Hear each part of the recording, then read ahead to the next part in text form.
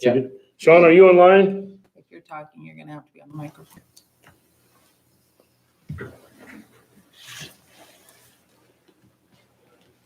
Does he have a number we could call him?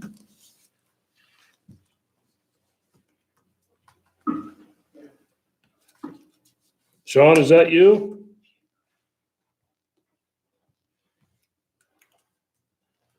Do you have his number, Scott?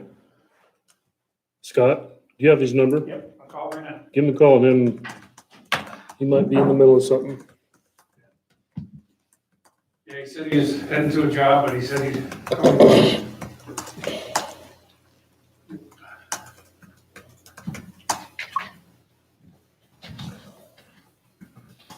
Thank you for the card. Yeah, thank you for me too.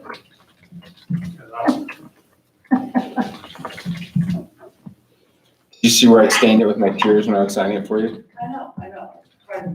That was a gin and tonic, actually, but you won't. Nice. Hey, John, hey, I'm sitting here in the commissioner's room and they're kind of expecting a call from you.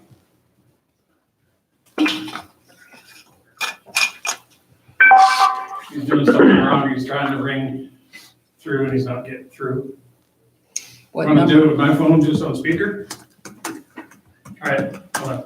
We Want to do that or? Put him by the mic if you can. What number does he? can try calling him on this one. Yeah. I'm there. What? Scott, let us try to call him. They're gonna try to call you, Sean. Can you give me the number, Scott? Or show it to me? Yes. Yeah. Bear with me. Actually, This is a public recording, Scott, so we might want to just.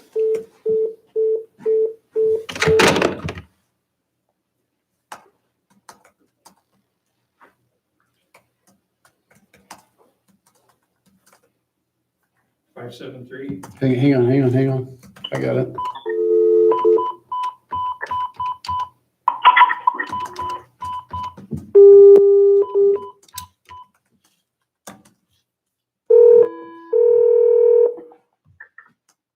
This is Sean. Hello, Sean, this is Commissioner Hasbrook. Thank you for calling in. Oh yeah, I couldn't get it to go on my phone. I don't know what was wrong. Well, it's technology, you never know. Isn't that the truth? We're on the action item for CHM presentation regarding the mitigation work on the north end of the courthouse. And I understand that we've ran into an issue, two things. First, we still haven't got a clear mold test. And the second one Yeah. is thinking that maybe if we took up the carpet and got that out of there and cleaned up, that would help with the mold test. But now we've ran into asbestos. Yeah, that's going to be the problem. I mean, now you got the asbestos on it, and when them guys come in and do asbestos, they clean. I mean, it's a lot more serious than mold is. So they would have that basically cleaned out. So if they do remove all that asbestos, then I'll go back in there and just do some HEPA vacuum touch-ups on it. And that window is coming in. I'm replacing the window on that one end. Is And that, so when I get that, we'll put that window in, and that board that's on there that just got Kills paint on it, it'll be removed. that's the window on the northeast corner? Yep. Okay. The other question I had for you is there's those two little rooms that are in the northeast corner. Can we take the wall down in that second room and make it just one room, one little room where the leak was? Yeah, where that whole problem situation, they just the wall, because I've already, all that's left on it is the studs. Right. Yep, no, we can tear that out. And then what about the furniture that's in the old DMV? Do we need to have somebody move that out of the way? Is that going to be, can you move it back and forth? What's the best way to do that? So when the asbestos guys come, it's easier if everything's out of their way, because then they just charge you more to move anything. So is So that, if that is out of their way when they come in, or they can bid it on their bid. So that's all the filing cabinets? filing cabinets, there's some desks, there was the old countertop. Is that something we can do, Scott, or is that, okay? So Scott says he can do that part, so we'll have the room empty And I'm assuming we'll have the old carpet tore up, and we'll do that part. And then we'll get the asbestos guys to come in. Do you have a rough idea what we're looking at as far as expense, not only from them, but from what you guys have done already? On my total, when I get done, that's with the window, with all our cleanup and everything else, and still more to do on it. Mine bill should be under 6,000. Okay. But That asbestos bill is going to be scary though, and Scott already has a guy that does that. And on that asbestos, don't tear the carpet up. Let the asbestos guys come in, because if you start disturbing all them tiles, you'll stir it up in the whole building. Oh, okay. Okay. Good to know. So, yep, let them asbestos. They're used to it. They do it a lot for me like that. So then they'll seal it all off and all that kind of stuff before they start. Yep, they'll go in and probably get it wet, and they'll seal everything. They'll contain it, and then they'll tear it all out, and then they do their own test to make sure they're clear at the end. Okay. Any questions? Yep. Nope. Oh, I just like that. I wish it was done. Yeah, we do too. Hey, Sean, this So, is Commissioner Mopin. So Uh-huh. when you've remediated all of that, there were some questions about, there was still mold on the ceiling tiles and on the, what was it, on one of the heating units? So have you guys already taken care of that? And Yep. We went back in actually Friday and sprayed it again. okay. So That's what I waited for everybody to get out Friday evening, because the stuff's really strong. So is there any remediation needed on, I mean, all those filing cabinets are full of paper documents. Is mold Yeah, liquid? we wiped all the outsides of them down once at least. But I'm sure before it's all over, we'll have to wipe them all down again once the asbestos guys are out of the way, because we wiped the desks and everything down to begin with. But there's nothing on the inside of the filing cabinets in those files that need to be remediated at all? No, as long as they're kept shut. I mean, open them once in a while, shut them is fine, as long as they were not sitting open all the time. Okay. Yeah, because once you start doing that, then you're talking tens of thousands of dollars to go through every single one. Sean, my next question I had is, is it in your plans to paint the inside of that, the ceiling and the walls at any time? No, I did not know what they wanted to do. I don't like to. A lot of times they'll go in with a encapsulant and spray it. When I do it, I use clear, and so it doesn't look like I'm covering something up. But I like to get a mold test that's cleared and everything's good. I don't like to go in and just spray and cover it all up and say, okay, it's done, and basically you're just hiding it. So is that something your company would do though, would be to paint the inside of it later on after? I can, yeah. I mean, I can do whatever you want in there. I can put paneling, tongue and groove, drywall, whatever you want. Okay.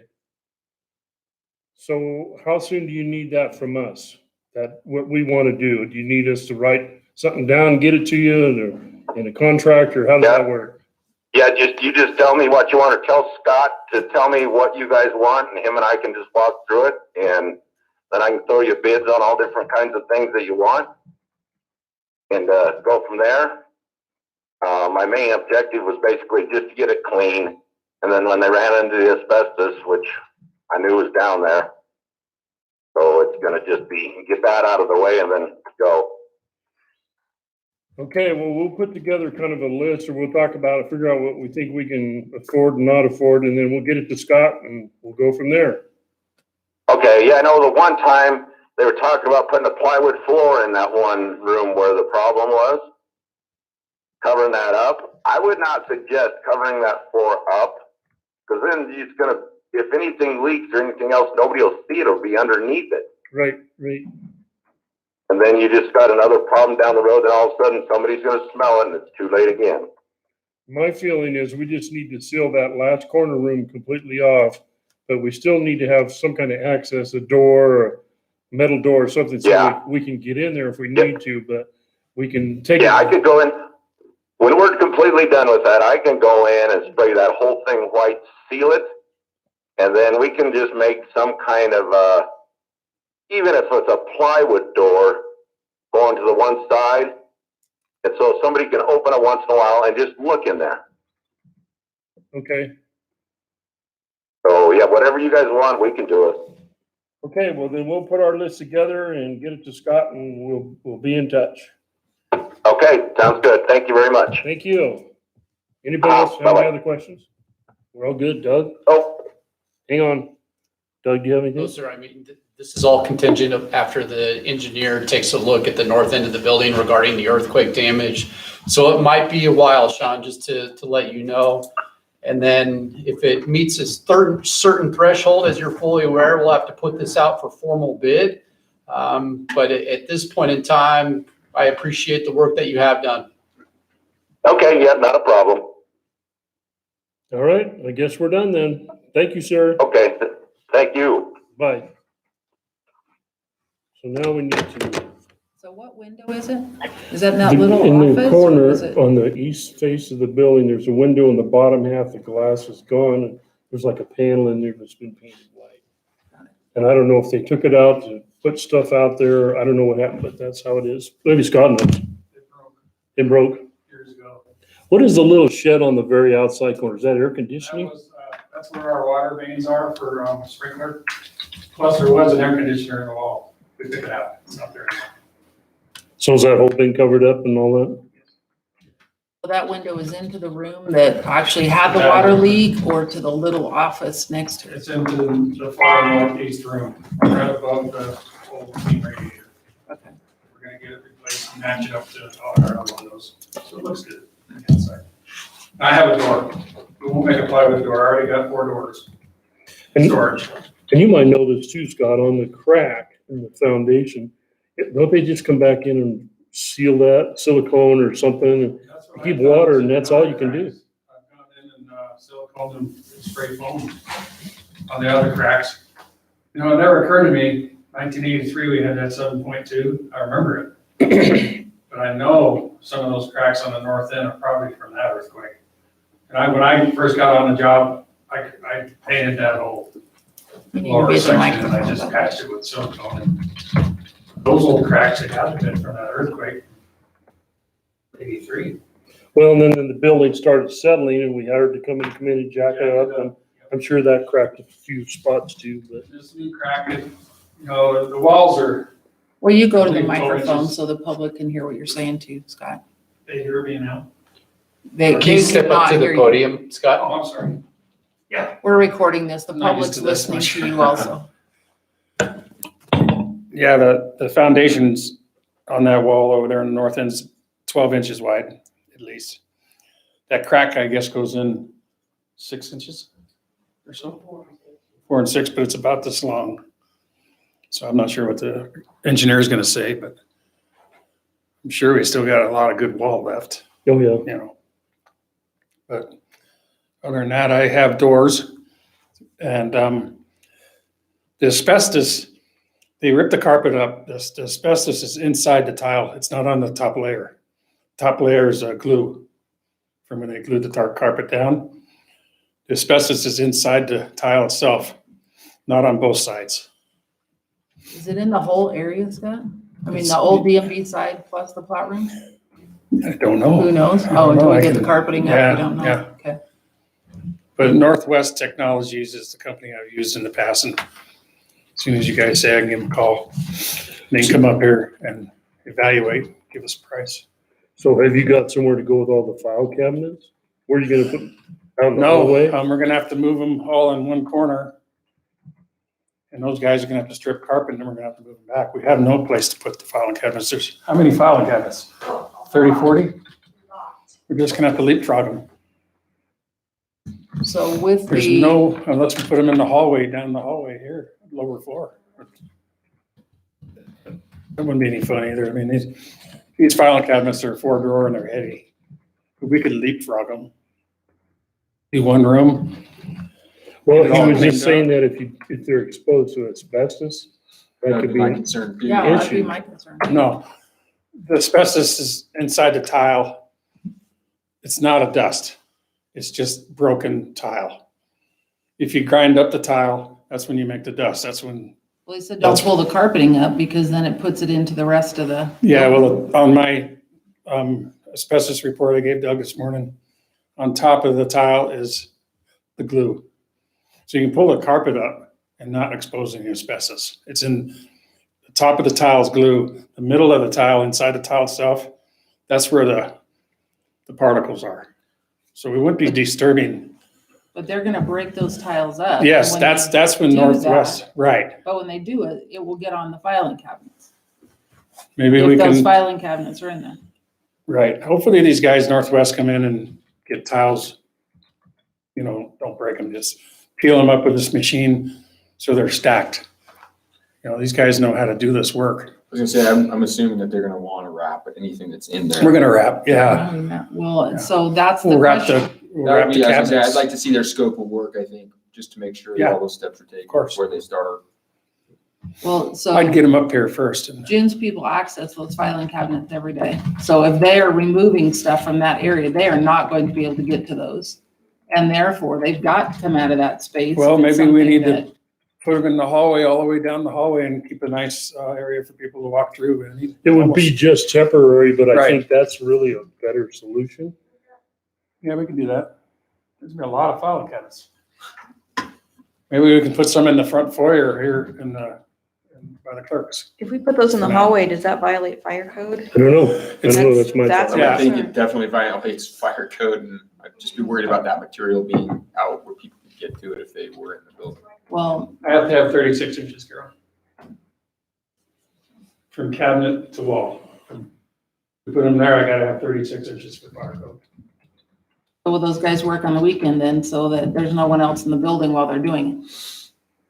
That might be the only other option that we have because if June needs to get to those filing cabinets and that is sealed off, I don't know how else you get to them. Seems like we just need to get them We'll up get here to and look at it and tell them what the concerns are and whether it's a weekend or, is there a way I that we would can think, shut down the courthouse for 2 days while they were doing things or? Yeah, I think that's probably a good plan anyway, honestly, because if you're anywhere close to asbestos and they're trying to take it out of here, if they crack those tiles, I would hate to have June's people right there. but they could come in and Scott could help them move the cabinets into the hallway, come in and do the work over the weekend, get the floor clean to where we can come back with carpet and then Move them all back move them all back. on June's side. You may have to coordinate with the carpet guy too, so he can get one side carpeted Yeah, we'll right do that. behind and Get June's sides carpeted first, then we'll move the cabinets back. I don't have an issue with them out there for 2 or 3 days in the hall as long as we're not open To the public. to the public. Well, we're not open to the public now anyway, that's why I'm saying, what's the risk? Because it's really, the only other people in the building are the employees. So we may as well do the No, work while we have the that'll opportunity to work. do it. when We'll nobody's move in here. cabinets. That's what I was thinking. Put some in the front foyer, we'll just temporary, move them, get them out of there so they don't get And that- contaminated. And in the old DMV side, which is gonna become June's new side, ripping out that huge counter that's taking up all of that space We're needs to gonna- occur anyway, We're so. gonna have to get that out of there. Yeah. Just cut it in pieces and haul it out. Yep. And same with the desk. Which side are you moving into? Oh, the east side. When did that happen? I thought IT was taking the east side. I think IT's taking the west side. That's That not the way thing's it has changed, so been. I don't know. That's not the way it's been planned. So when was that decision changed? I did not make that decision. That's what I was informed, and I'm gonna try to remember who told me, but I can't remember who told me, to be honest. But we were told that it'd be easier for us with space to put all of our file cabinets on the east side. Then everything could be there and IT could build a wall between that one corner to that office that you're talking about. And IT could have that whole middle north end and the whole west side. I And don't know that's, when that decision was made, June, because that's different. I And did IT not- has been promised that east side. Yeah, I thought Yeah. like he was taking the whole thing. That decision needs to be But it rethought. doesn't matter. We can do that. doesn't We can matter. figure We that out just have after we get it right, fixed. we just have to Let's have get it enough fixed, room for the room. everything. It doesn't matter to us at all. as long as we have access. I think part of it had to do also with the vault, because file cabinets in the vault. Yeah, And is there moving them out. asbestos under those? Is I that, have no idea, Al. that's probably gonna just stay Mm. right where it is. and that. But that was something that was in this discussion, that they'd have to take file cabinets out of the vault. And I don't know who made that decision. You were gone. I don't know if it was made by IT, if it was made by IT and Ryan. I don't know. But because of that vault and those file cabinets, I was told it'd be easier to leave the file cabinets in the vault and put the remaining cabinets on the east side. They even had it measured so that the cabinets could be in the middle. Who told you that? I'm trying to remember if it was Ryan or if it was IT. I really can't remember. Okay. And We'll I'm- just get it We cleaned can- first, but don't There's put just filing been cabinets too first. many things going on. I Yeah, can't let's- keep track of all. Yeah, let's get the room fixed. Yeah. Can you guys tear out that wall in that first little office, or is that something somebody else should do? It's just a frame 2x4 wall, we can tear it out, no problem. And then we can get CMH to come, HM to come in and sheet rock or whatever that last little corner, maybe with vapor board or whatever they think is appropriate. And put a door in it, so if we have to get to it, we can still get in there. And that's gonna make a nice office. That'll be a lot bigger and Northeast corner is really rough. oh yeah. Yeah, that little glass little corner room, I think that's almost a write-off. You just have to maybe insulate it, and maybe something like that. Where the Do a- leak was? Hmm? Where the leak was? We gotta be able to get back to that leak if it happens again, so. And then I think maybe sometime this summer, if we can, Doug, is figure out a way we can put in a valve on that boiler system after it's shut down. So we can shut that off in an emergency if it starts leaking. We can shut that line off real quick, because right now you can't. We have two switches, one on the boiler and one on the wall for emergency shut off. But you can't stop the water going too, is what I'm saying. There was a big gate valve in there. I thought if I could shut this off, it would, you can't even budge that gate valve. Oh my God, it's rusted open, so. But that would be something that we could hire a plumber to come in and do. I guess what I want to say is as much as you and Brian can do to help save the cost, that'd be great. Whether it's take out the walls, take out the carpet, move the, I think probably if I get the asbestos people, they'll probably gonna be doing the carpet. okay, We'll get everything cleared out of the north end, so get the guys in there on weekend. do we need to rent a So- dumpster for that day? They'll probably get it done. They'll do all that. With the asbestos tiles, they'll be hauled to Boise. Yes. Yeah, Jim? I just have a question. If we move all those, and this is probably for Carol or Scott, if we are shut down like we are now, and we put those files in the hallway, which is fine, are we okay with, I mean, I think with if the we, employees? I know we're not open to the public, but is that acceptable? well, he said he wiped Because them all of- down. No, I meant the width. Well, I think we need to do this on a weekend when no one's here, or maybe Okay. on a Friday, Saturday, Sunday, and get it done, get it fixed, and then move them right back in. Okay, that's where I was a little confused. I just wanted to Yeah. make sure that'd be okay. And if Facing you're, this way, we won't have 36 inches. Facing this way, we will. but I think June, it'd be really nice if your folks could come and help move those, if they got energy and time. I can come and help. I have a dolly. I can move those Well, we'll too. do everything we can, but Yeah. some of them are limited too, physically. Oh, yeah, these are heavy.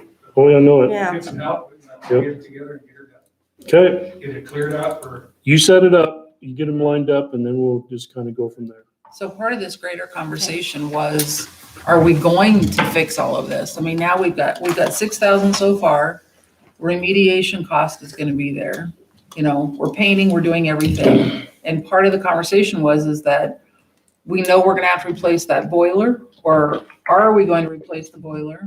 We've been talking about that and all of the costs associated. boiler is only almost 8 years old. It's brand new. It's not that old, yeah. So what was the The existing conversation that we boiler. were having about putting AC in these areas and? Well, the issue there was just the Replacing roof is strong enough to hold those AC units, those heating units. And that was a $230,000 cost, I think, to do that. That was just an estimate.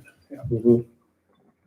Yes, I was just replacing. in this one, you're right. So in the greater scheme of things, we know that we are going to replace, or we are going to remediate the issues we have, improve the north end of the building.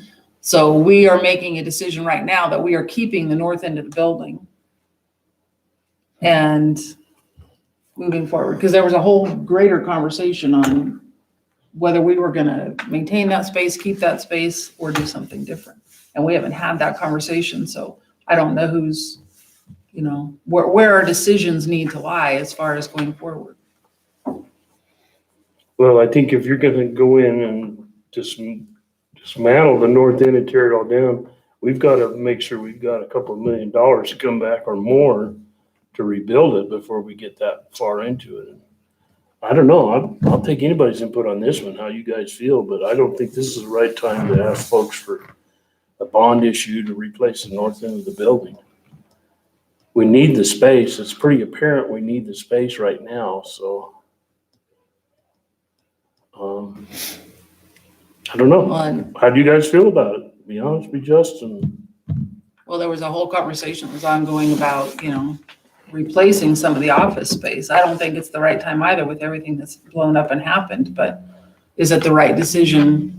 Depending on how much it's gonna cost, I guess we're still looking at it with the engineer to find out what's gonna happen structurally, and there was just a whole ongoing conversation that's just been dropped, and we're making decisions without Right. The having question is that like, full what's our conversation. threshold? Like, at what point do we say, we're not gonna spend any more money on that thing versus we're gonna. well, we keep just going? put a new roof on it, what, 2 years ago? Oh, no.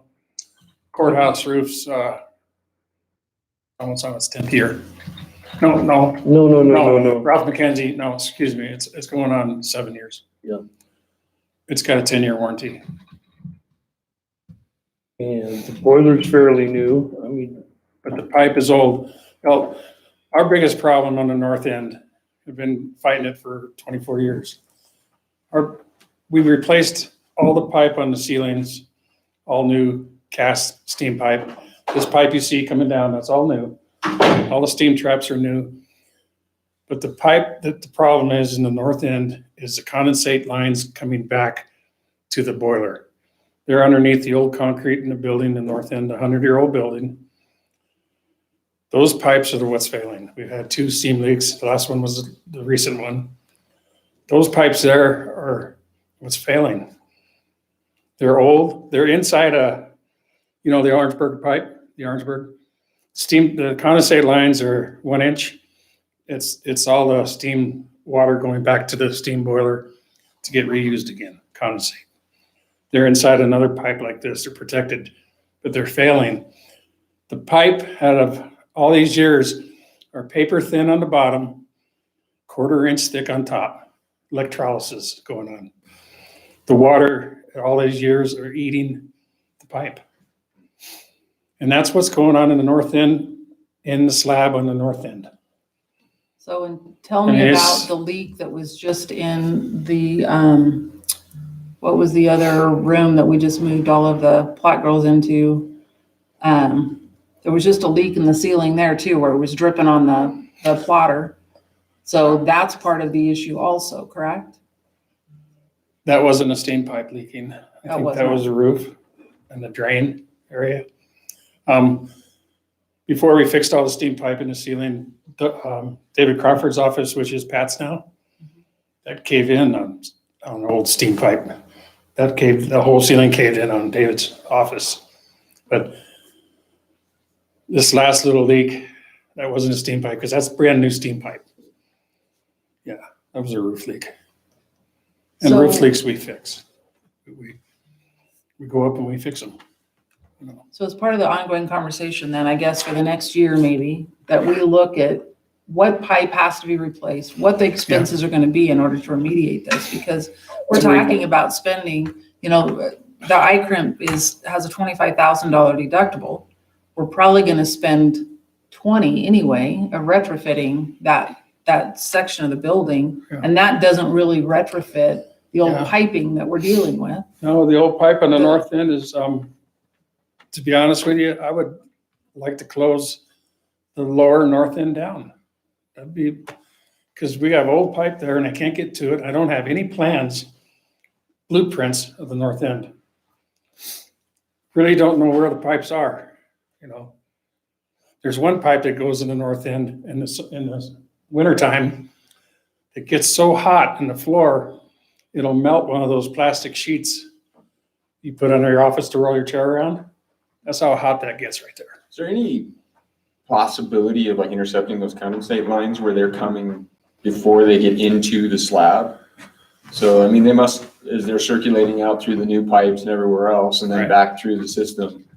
Is there, I mean, from what you know, I mean, Right. obviously there's, like you said, no plans that are real There's good to no plans, follow. Dave, and when they built the jail in 1974, they added on from the old steam lines to the jail, and that was all, well, right here. In 74, they made farther steam lines, and that's what we have here. Are those in Put it concrete too, 74. Scott? What's that? Are those in concrete too, those new pipes? Yes, it's all concrete floor downstairs, and as far as piping into them, like you say, I don't know where we'd even start jackhammering to get to them.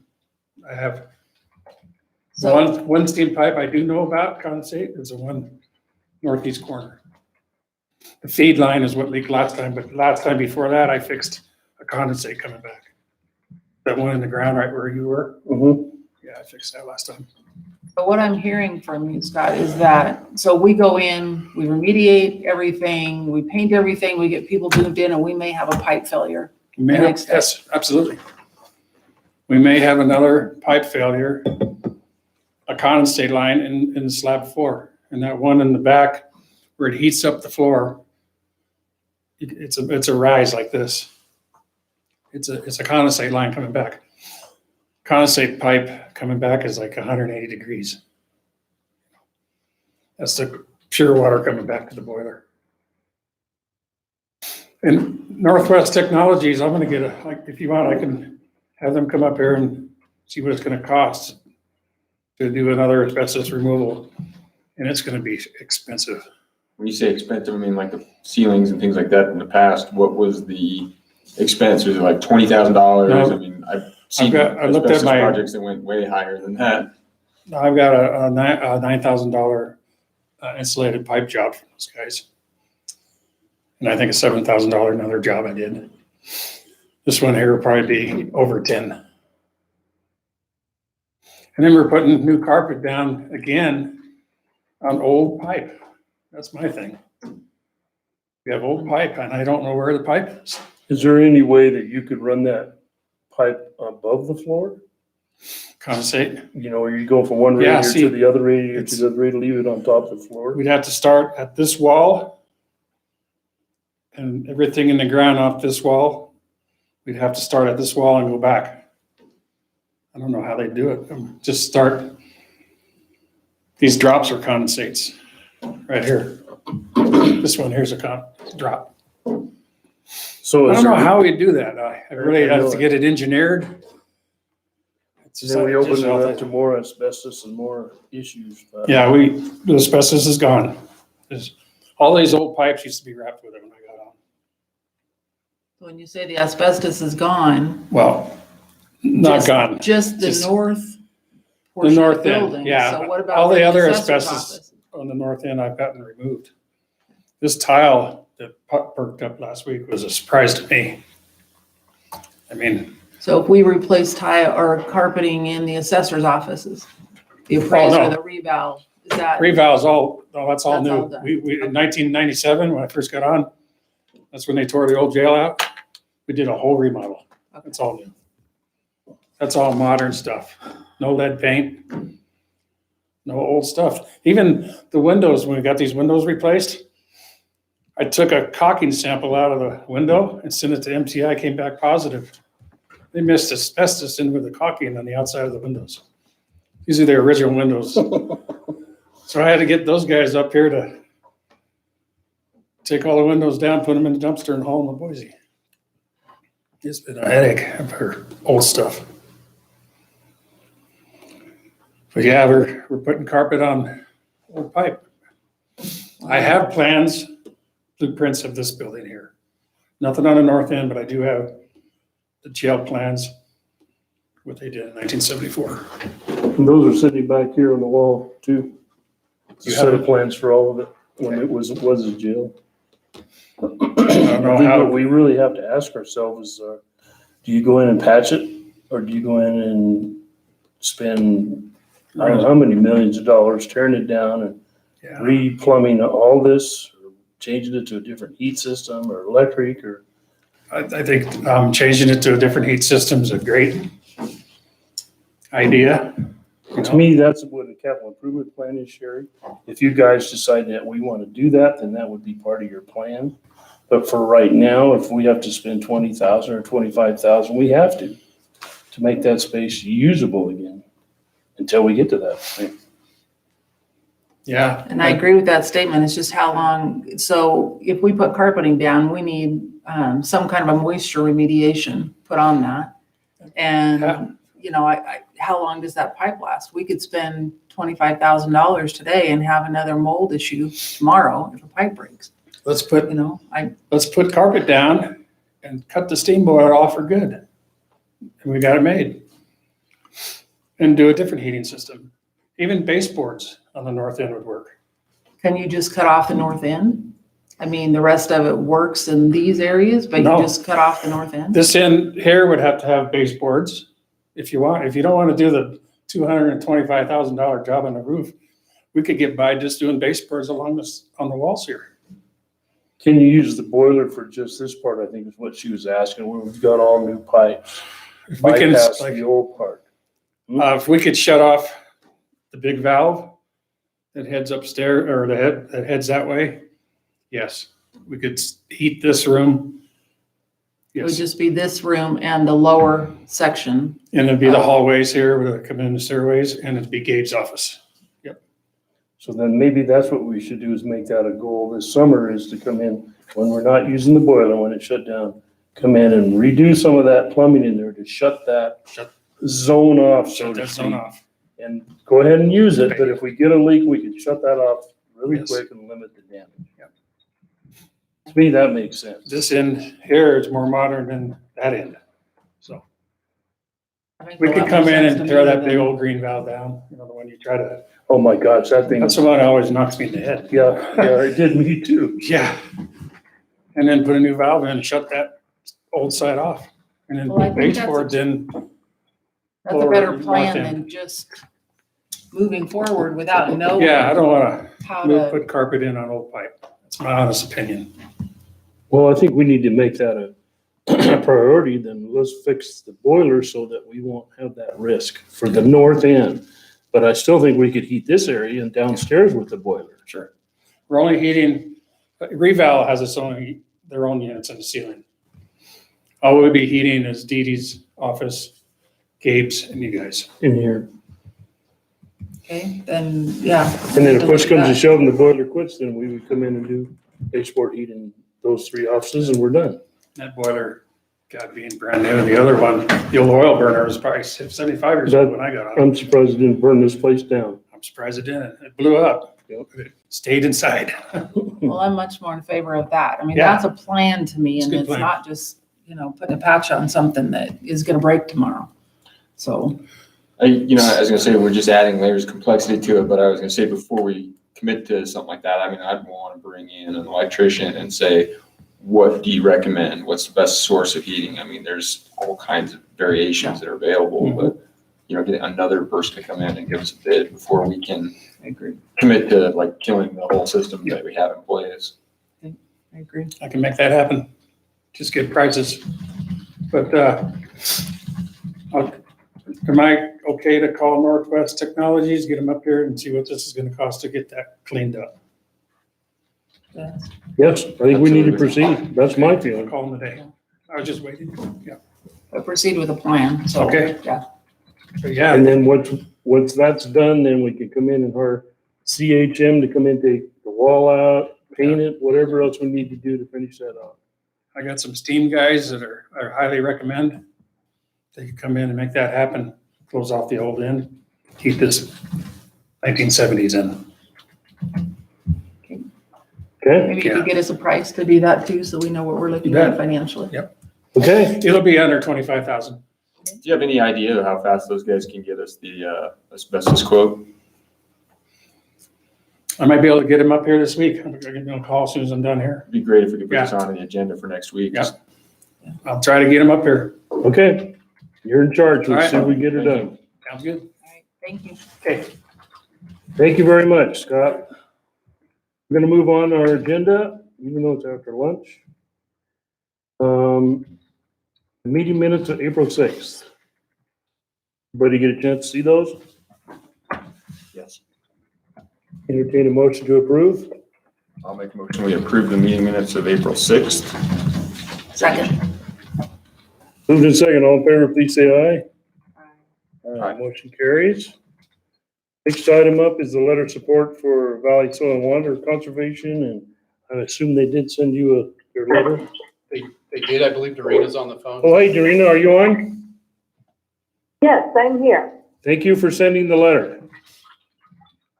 So, thank you for considering it. It was included in your packet, Commissioners. I don't know if you had an opportunity to review it. You did. Yeah, I did. I think it's okay, but let me check. I didn't have any problems with it. Oh, shoot. Serena, where did you find the labor? What we're proposing is the Youth Conservation Corps through, the BOR has secured or researched that they're available. They're trained in fencing. I can print it off later. Perfect. Well, I think it's, Just an FYI, the state has, this grant is usually, a total fund of 500,000 that people, districts and are applying for, and it's been reduced to 279,000. So it's a highly competitive grant. So I'm not guaranteeing anything, but I think, DEQ has put a favorable word in with their load, calculations, just saying it's a really good project. So there's no guarantee with this, and it has, like I said, it's been reduced from 500 to 279,000. And we are asking for 40 to 45,000. okay, is everybody good? I'd entertain a motion to approve the letter of support. I move that we approve the letter of support for the 319 grant for Valley Soil and Water. I'll second that. Moved in second, any more discussion? All in favor, please say aye. Aye. Motion carries. And the next item on our agenda, thank you, Dorina, is the setting of Thank the, you. you bet, setting of the Valley County budget hearing for fiscal year 2021, and that's usually in August, isn't it, Doug? Yes, sir. Typically, we usually have it the fourth Monday of August, the public hearing for the general public to view the budget proposal for Valley County. At this point in time, I would request that the commissioners set that public hearing date for August 24th, which is the last Monday in August. And that would be the date that we would have it open to the public, of course, the public hearing to take place. Per code, we have to have that to our office by April 30th. We don't necessarily need to set that date today, but I did want to get it on the agenda to have a discussion and let you know the deadline to have that to the clerk's office is April 30th. That's for all taxing districts. So I did send a letter out to all of the taxing districts informing them of the code and their requirement to provide their public hearing dates to the clerk's office by April 30th. Everybody good with August 24th? Absolutely. That's a long day, but it's worth it, Hopefully, we're able to do it in person by then. hopefully. So I would entertain another motion. I'll make a motion that we set the Valley County budget hearing for fiscal year 2021 for August 24th, 2020. I'll second that. Moved and seconded. Any more discussion? All in favor, please say aye. Aye. Motion carries. Okay, the last item on the agenda is resolution 20-12, emergency order, short-term and vacation rentals. Who's leading this show? I asked for it to be put back on because after our last meeting, I thought that there was some misinformation in the public that we were actually stating that we were doing a shelter in place until May 15th, and that is not within our purview, I believe. So I asked Carol to review that. And Doug had also, we had a conversation also, and he would rather it be, or he wanted to also see it in an ordinance format. Resolution. A resolution, I'm sorry. And to actually specifically identify that it is for short-term rentals only. And I think what we were trying to do was be in support of, the governors, and again, it's April 15th, so we can't support something that's not out there yet. So I asked Carol to speak to this. I agree with that, and what Clerk Miller has done is drafted that resolution, making it apparently mandatory till May 15th. I think that you're better off waiting until the governor provides his guidance. That I think you sent a letter to all of the Airbnbs and the hotels suggesting that they follow the governor's guidance, which is for essential personnel and for those who are quarantining.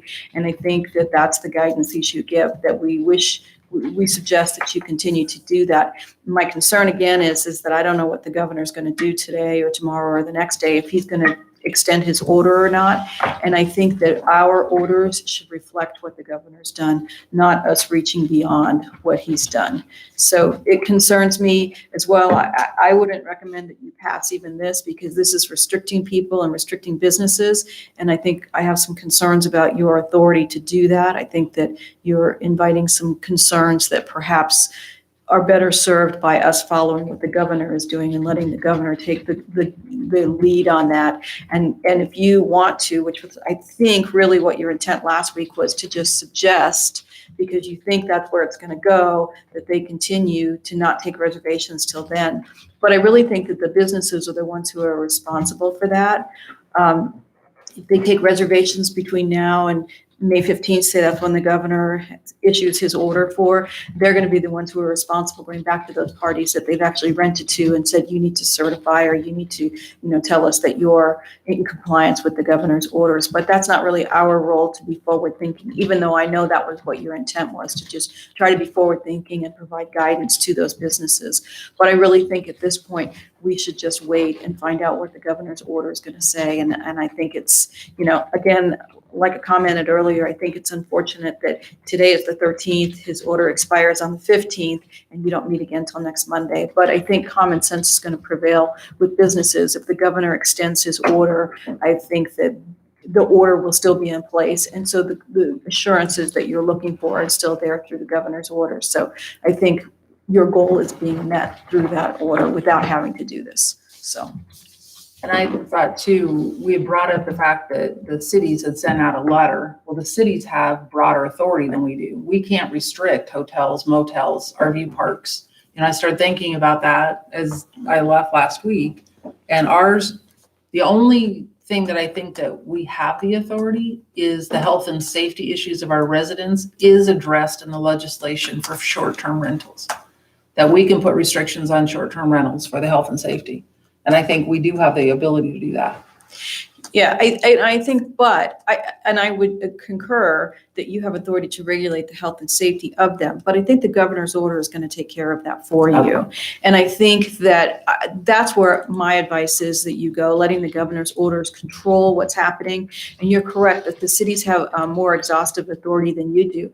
And in fact, it's kind of interesting that they have authority to the 5-mile radius outside their incorporated limits. So they actually control quite a bit. And you have the city of Cascade that has enacted some emergency controls, and the city of McCall, and what's left is very little when you start talking, in between there, how many actual of those rentals you have. And I think the people who are controlling those rentals, in large part, are the ones who are still controlling the rentals within the cities and are complying with those. So I don't know, Patty's still here. I don't know if she can speak to how many people we've had that theoretically were violating. I do know that the citizens have been calling in. And like I said, at that point, we would investigate, I suppose, whether they're actually quarantining or whether they're essential workers. But, I think that's the way that your guidance has been to control what's going on and to provide guidance to the sheriff's office as far as the enforcement. But I think we should wait until we see what the governor is going to enact before we put more extensive restrictions on people, even if it's just on the short-term rentals. We did have complaints of people that were in the county. And I was thinking Tamarack specifically, when we were thinking of the short-term rentals, Tamarack is enforcing their own code basically up there. So I think what we did, I think we have full capability of doing. But I think last Monday we may have overstepped, so I don't know. Well, you didn't pass it by resolution either, and I think if you're going to do that, you should pass it by resolution. So that would be my guidance as well. But again, I think you have authority to control short-term rentals. I don't think you have authority to control certain other things.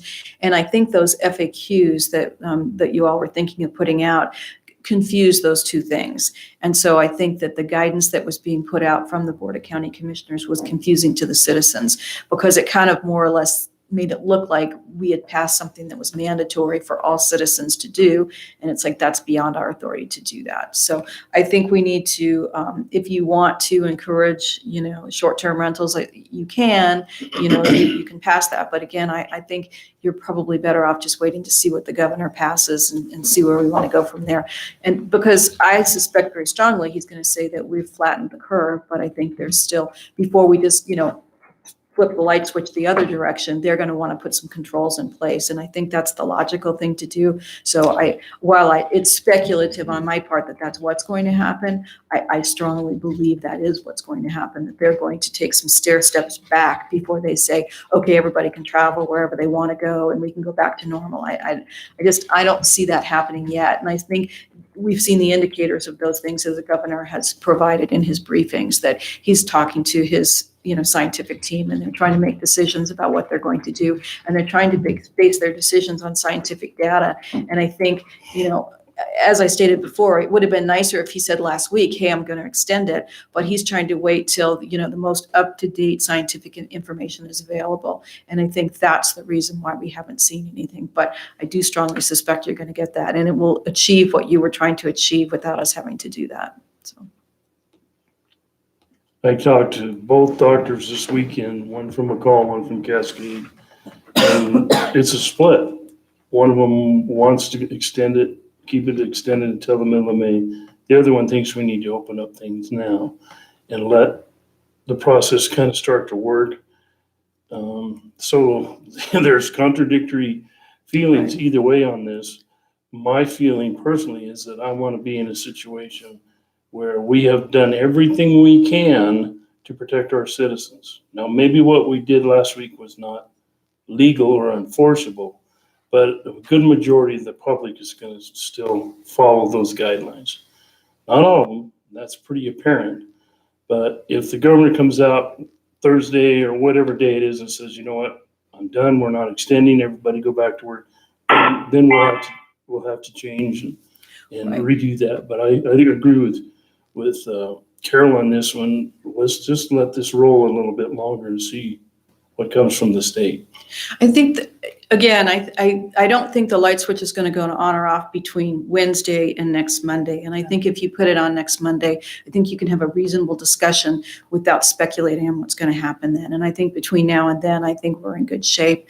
The short-term rentals, I don't know what they've been, allowing people to do, but I think everybody's kind of in the stay-at-home mode right now. So, and then you'll be able to make an informed decision. So that's just what I think. But again, I think Commissioner Maupin, you're right. You do have some authority to control some of that just on your short-term rentals for the health and safety, and we can enact that if that's what you choose to do. Wherever you guys want to go, it's a democracy. I'd be in favor of waiting until we hear what's coming out. And I do think that we have a little bit of time built in between now and next week, that nothing's going to change drastically. So that would be my indication.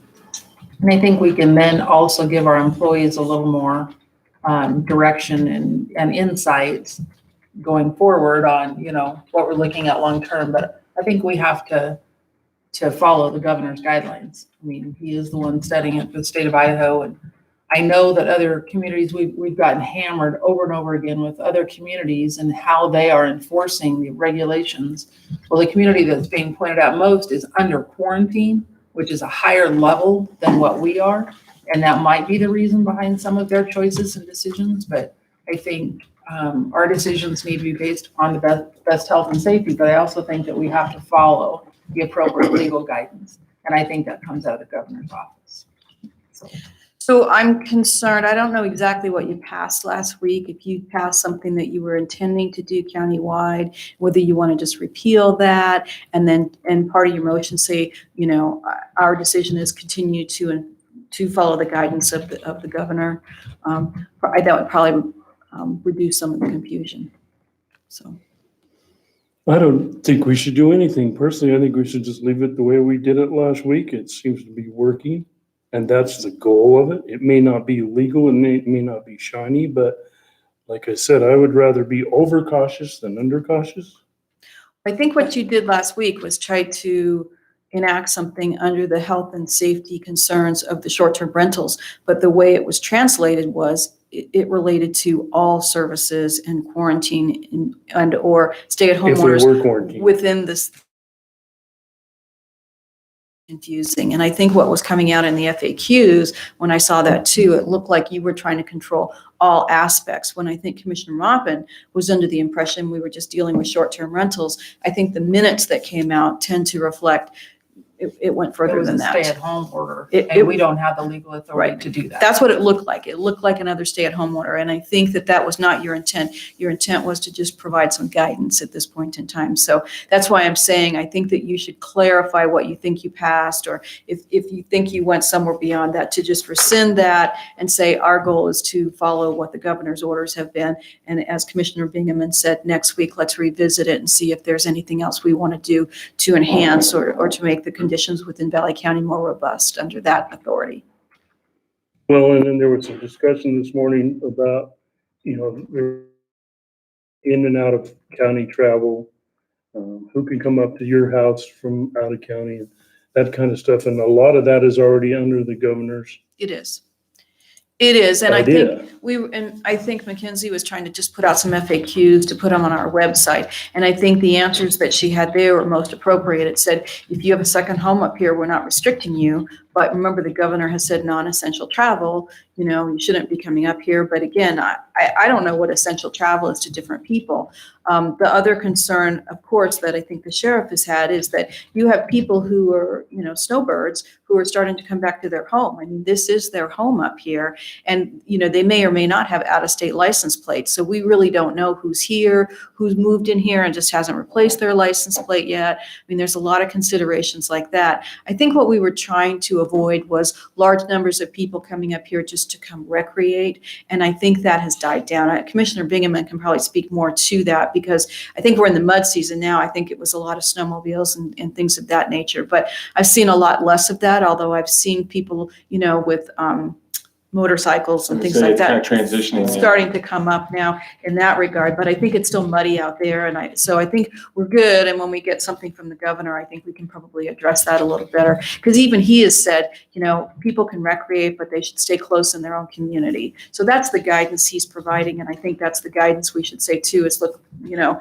we love it when you come up here during normal times, but the guidance is don't be coming up. At this point, we just don't have the medical facilities to support if there was some kind of widespread outbreak up here. Well, and I had a conversation with one of our constituents yesterday, and he asked me, as the head of his homeowners association, that they have a lot of snowbirds that are starting to come back and what he should be telling them. And I said, I think you just have to go back to the guidelines, and it's not shelter in place, but self-quarantine either before or after you get here. Right. Preferably after, you know, and that means coming up here with the supplies to spend that number of days, 14 days in your home here. Right. Without going out into the community and infecting or potentially infecting anybody else. Right. Right. And I think that's the guidance we should be putting out, that if, you know, if you're coming up here and you have a legitimate reason, you know, follow the guidelines. You know, as far as our employees, I think we should be telling them, you know, non-essential travel should be at a minimum. And I think you were pretty clear to the employees last week. It's like, you know, we have grocery stores up here. It's really not essential that you go down to, you know, a store down below, although people are used to doing that and they like to. But I think we're in unusual times, and I think we should, you know, say, no, you need to stay in our community because we're trying to contain things up here. But you know, and I think the employees should be setting the example. But again, I think that's within the guidelines that you've provided. And I think Human Resources on that regard has done a good job in involving the employees and letting them know what's appropriate. And there is some travel that's essential and they just have to do it. And that's kind of how that works as well. But I think we were trying to limit the number of people who were coming into our employees' homes. You know, if they were just, you know, I don't know, an example would be my kids live down in Boise. If they came up here, you know, that's non-essential and they're coming from another county and I've told them don't come. So, you know, I mean, I think those are the kind of things we need to be doing. And as employees, you know, we're trying to keep the public safe. And I think those are the guidance that, you know, we should be providing. But I do think that we should wait until the governor's guidance comes out because I think we're in that transition. We're not seeing snowmobilers anymore. We really aren't seeing, you know, boaters aren't coming up yet. You know, the lakes aren't really opening up. And I was so. gonna say, I don't know if it was actually part of the governor's orders or not, but I know most of the short-term rentals, I just looked at a couple of their sites online and they still have a note on their websites that say, we're not taking any reservations through the end of April. Yeah. So unless something changes tomorrow and they pull those off. Right. Well, and this is, I keep saying this, but it's just amazing to me that this is really the best time of the year up here that this could have happened.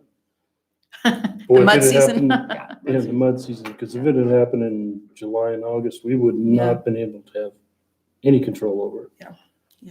Well, But I I do- think whatever you did last week, you should rescind. I think we Just, need to just for rescind the motion clarity last week. purposes. I think you should just rescind that. And then we should go back to those FAQs that you want to put out and basically say, we're going to follow the governor's guidance and continue to leave that the message that, you know, that you want to put out.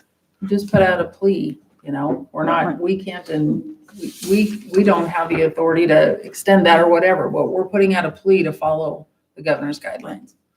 And boy, this weekend I got hammered. I don't know if you guys did on emails and texts from people going, there's Valley County plates at Costco. There's Valley County plates all over the place.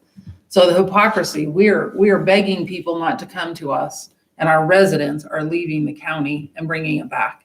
There's a lot of people that have Valley County plates down there. So. And I did Right. explain that. There's a lot of people that, you know, put their place or register here in Valley County for a lot of different reasons. And so I did put that out there, but it is, I mean, social media blew up with the hypocrisy of that. And so explaining that's hard. It is, and it's interesting because most other states don't put like V1A, you know, so you Right. don't know where that person lives within the state, but because that's how it is here. And you're right, many people register up here even though their primary residence is down below. And so they're using that vehicle down below. And so, you know, I mean, we just don't know. And I think that's the whole problem. And we really can't just be stopping people by saying, you know, you have a Utah plate on your car. Why is that? I mean, we And our don't have. residents, for whoever is listening, please do not harass people that have out of the area plates because we have had people that have moved here. Our DMV is closed and therefore they can't get their new plates. So their plate may not be from here, but they Yeah, are our part of DMV our family. Wait a part of minute, our our- DMV is not closed. It is open. You just have to do it electronically or through the mail.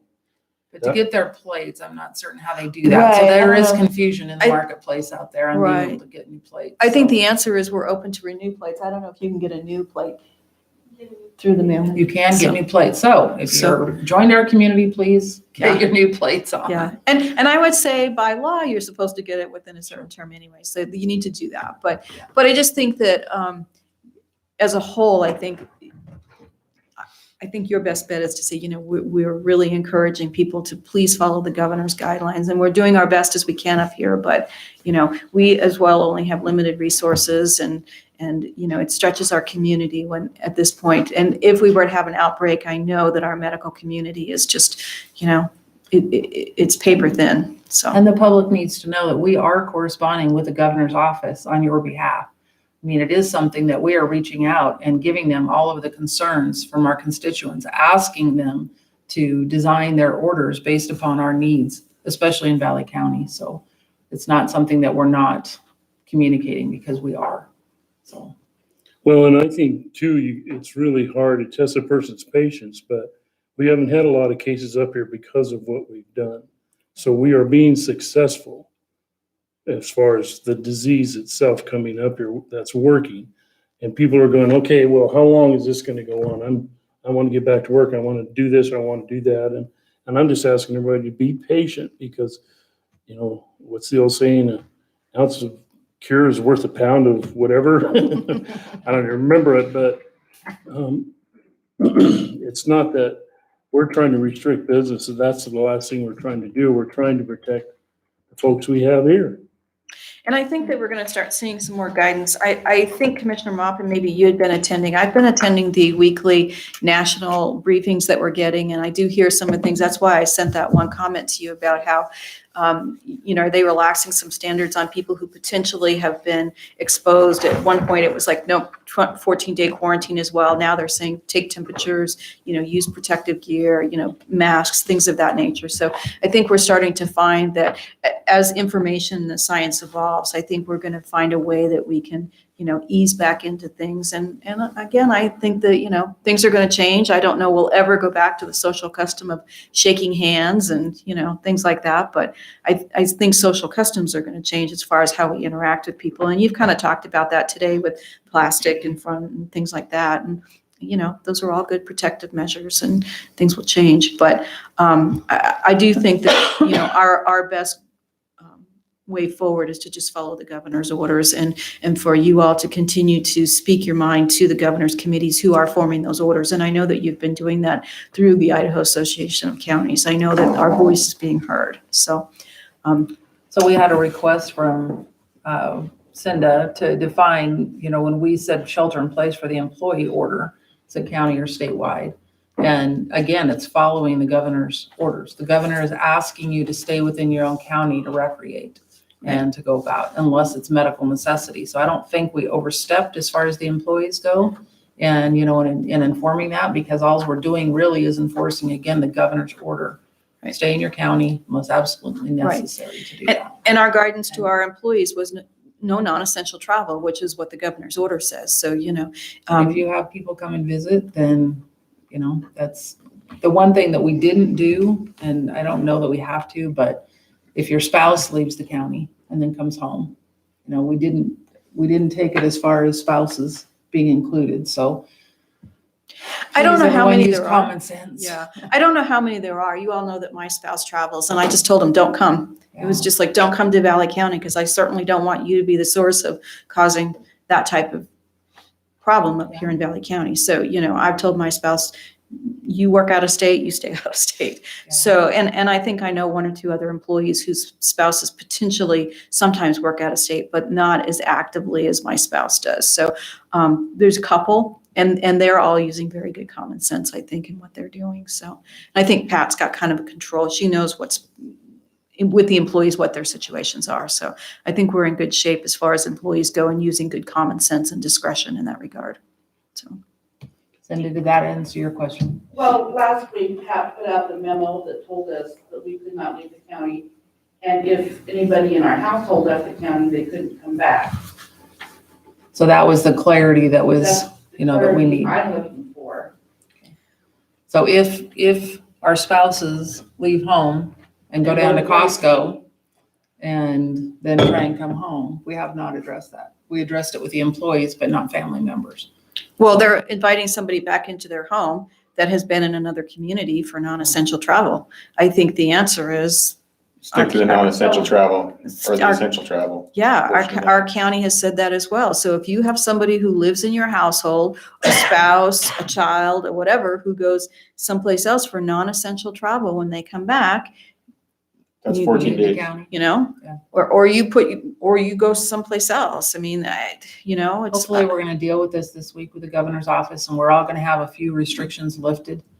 But please, for now, let's use common sense. Did you just say though that the national was like 7 days now and to just check yourself or? No, I said that the CDC is providing some different guidelines on what we need to do with people who have been potentially, but that has not been encapsulated in the governor's order yet.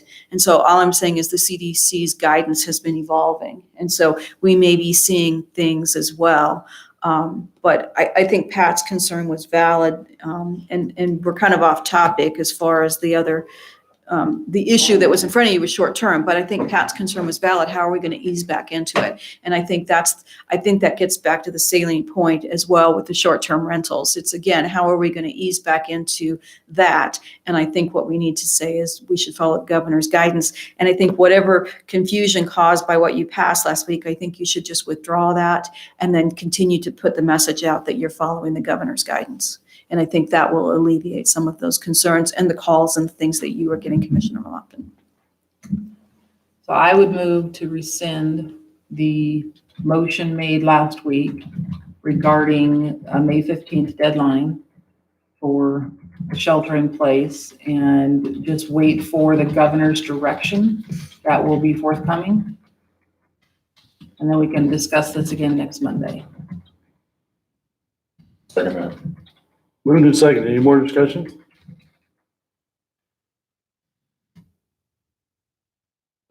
All those in favor say aye. Aye. All those opposed, I'm gonna say nay. So it still passes 2-1.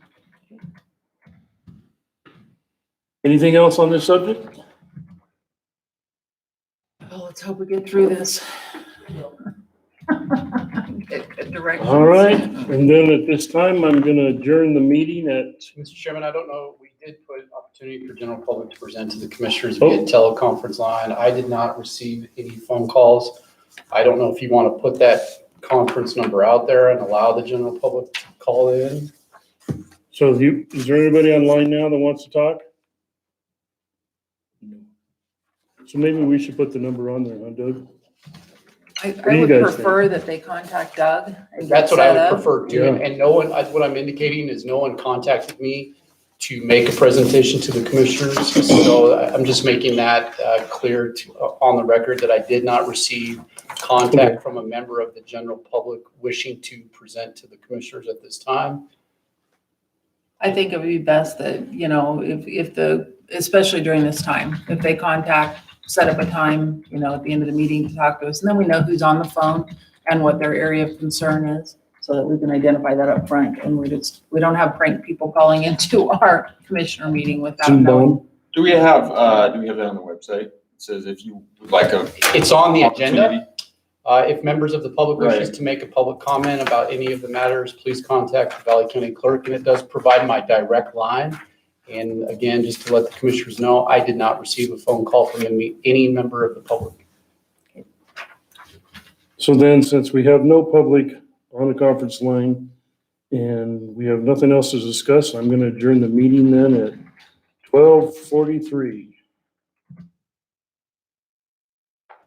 Everybody stay safe.